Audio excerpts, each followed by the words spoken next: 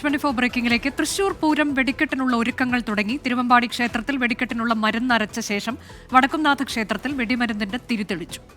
തൃശൂർ പൂരത്തിന് മാത്രമാണ് എല്ലാ സുരക്ഷിതത്വങ്ങളും പാലിച്ച് നിയമങ്ങളെല്ലാം പാലിച്ച് നടത്തുന്ന ഒരേ ഒരു പൂരം ഉണ്ടെങ്കിൽ തൃശ്ശൂർ പൂരം മാത്രമുള്ളൂ. അത് നിങ്ങൾക്കറിയാം.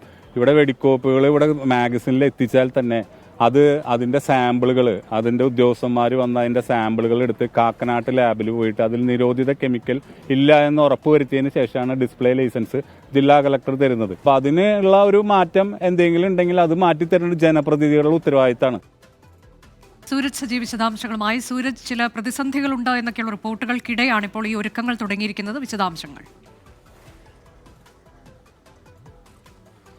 അനുജ, അടുത്ത കാലത്ത് പെസോ കൊണ്ടുവന്ന ചില നിയമ ഭേദഗതികൾ തൃശൂർ പൂരത്തിന്റെ വെടിക്കെട്ടിന് ഒരു അനിശ്ചിതത്വമായി മാറുന്നുണ്ട്. അതിനിടയിലാണ് ഈ വെടിക്കെട്ടിന്റെ ഒരുക്കങ്ങൾ തുടങ്ങിയത്. കാരണം ഇനി പൂരത്തിന് ഒരു മാസം കഷ്ടി ശേഷിക്കുകയാണ്. അതുകൊണ്ട് തന്നെ ഈ വെടിക്കെട്ടിന്റെ നിർമ്മാണ പ്രവൃത്തികളടക്കം ആരംഭിക്കേണ്ടതുണ്ട്.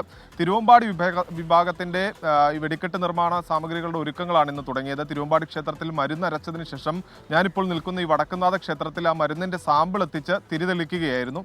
അത് ഒരു ആചാരപരമായ ചടങ്ങായി തന്നെ തിരുവമ്പാടി നടത്തുകയും ചെയ്തു. അതിനുശേഷം തിരുവമ്പാടിയുടെ ജോയിന്റ് സെക്രട്ടറി ആയിട്ടുള്ള ശശിധരന്റെ പ്രതികരണമാണ് ഇപ്പോൾ നമ്മൾ കേട്ടത്.